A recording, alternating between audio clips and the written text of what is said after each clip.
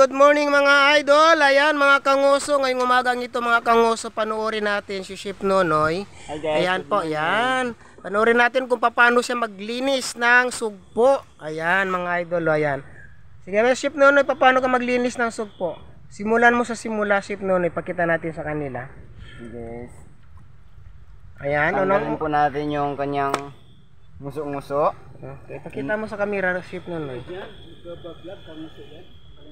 Tapos tatanggalin yung nguso, parang si kanguso. Opo, tapusin din yung mga kanyang mga galamay, guys. Mga kanguso.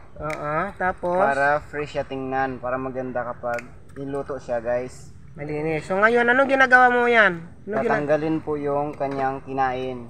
Tatanggalin yung kanyang bituka para maganda yung matanggal yung langsa. So ganun pala paglinis, una puputulin mo muna yung nguso, and then yung mga kamay-kamay, and then yung dumi sa likod para matanggal yung langsa. So yan mga idol, sugpo po yan mga idol. Ayan.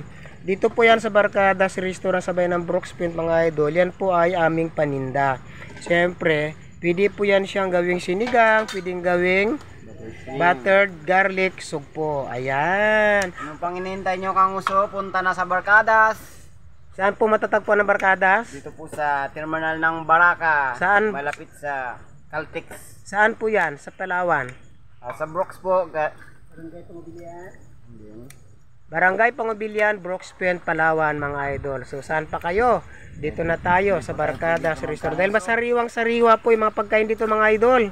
At napakasarap, legit na masarap. Kasing sarap ng Ang hindi lang fresh dito yung cook.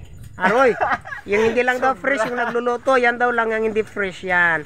Siyempre masarap po yan mga idol, kasing sarap ng naglilinis. At siyempre mga idol, mayroon din kaming banak. Ayan. Yung banak na yan mga idol ay ngungusuhan namin mamayang tanghali dahil yan po ay uulamin namin. Sobrang sariwang-sariwa mga idol, kitang-kita nyo naman, no? Ayan, sinigang po yan mamaya mga kanguso. Yan, so for now mga idol, yan na lang muna. Maraming salamat. So inimbita namin kayo dito sa Barkadas Restaurant sa bayan ng Brooks Point. Tabi lang po ng Caltex Gas Station. Bye bye for now. Ayan.